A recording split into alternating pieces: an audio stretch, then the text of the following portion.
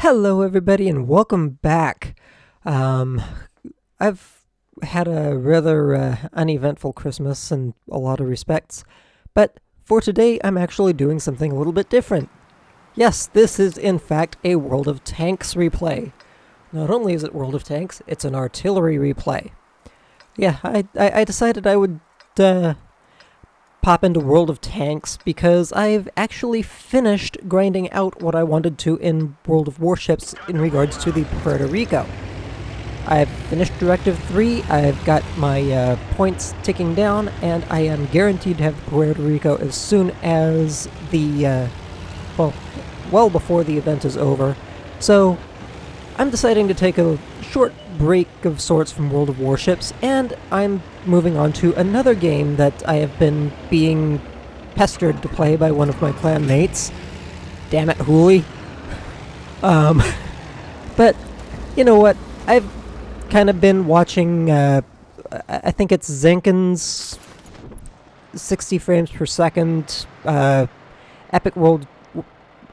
Epic wins and fails from World of Tanks for a while now, and I've always, I've found them enjoyable, but the game never really drew me too terribly much until, like, the last 6 months or so. And, well, I decided to get back into it, and I've primarily been playing with SPGs. And this match, of course, has me in my French Tier 6 AMX 13 F3, which I've been having all kinds of fun with, to be perfectly honest. In fact, I've actually been having a lot better luck, for that matter, in this SPG than I have been with the American line, the Russian line. So I've just been enjoying it, and this battle in particular was one that I actually felt was well worth sharing. And oh, tank destroyer, are you sure you want to stop there? Yeah, didn't think so. Just ouch, that hurt. That one hurt. And I love the what is that, a VK or something? I don't know. But I love how it's like he stops for a moment and actually looks like, holy shit, that was one shot. I don't know if that's what he was actually doing, but it certainly seems like it. And he's about to get a taste of the artillery himself, too. Ouch! I don't think he was expecting to get chunked like that. But what's even funnier is he backs up into this little valley here, and the only thing I can think is going through his mind is, okay, I've got a berm around me. This should give me at least some cover from the artillery. See, there's a berm right there. Artillery can't hurt me. Think again, Cupcake!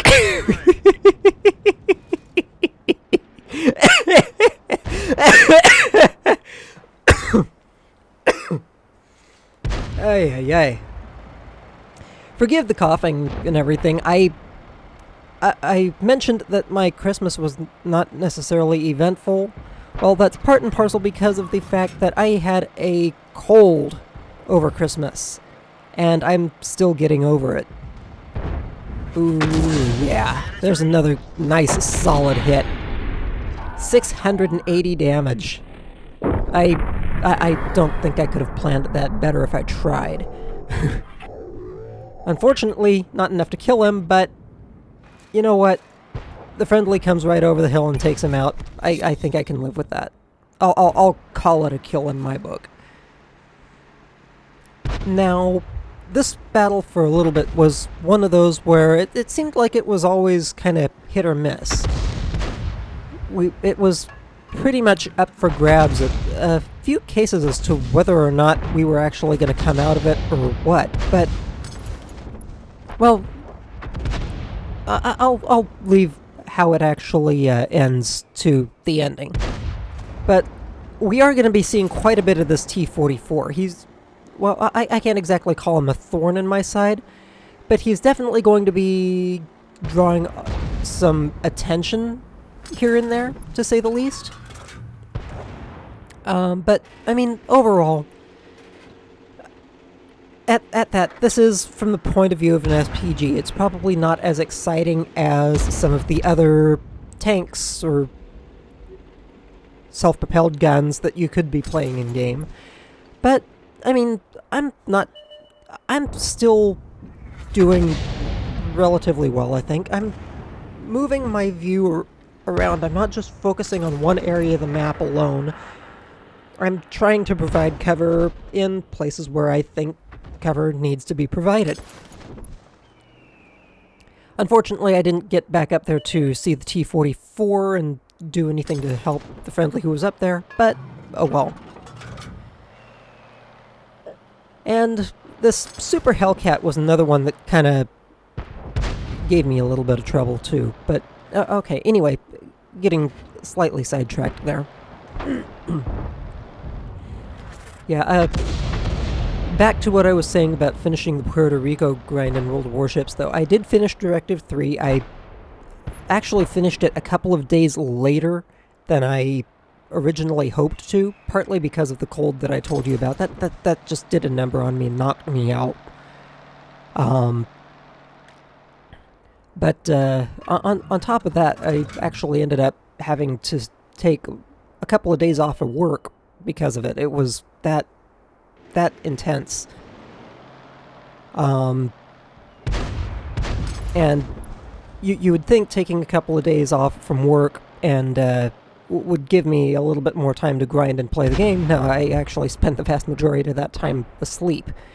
The only thing that actually really kept me on track at all as far as unlocking any of the boosters was the simple fact that I was still logging in and playing on a daily basis and managing to at least get the daily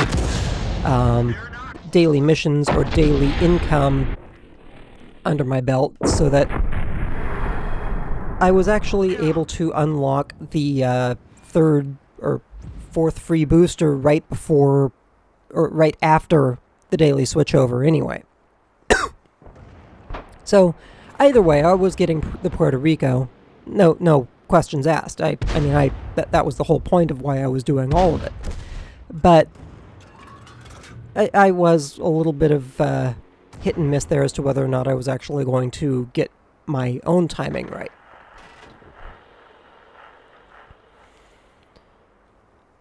But anyway, I've just been deciding to get into World of Tanks a little bit since I have the time to spare now. And just kind of taking a little bit of time away from World of Warships. World of Warships has become I'm almost tempted to say maybe a little bit too important of an aspect in my life, and I kind of want to move away from that just a little bit.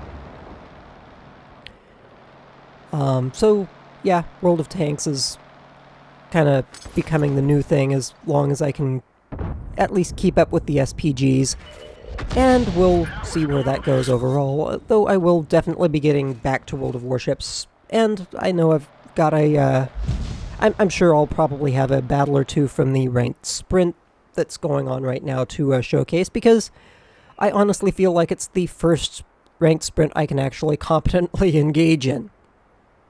But that's another matter entirely.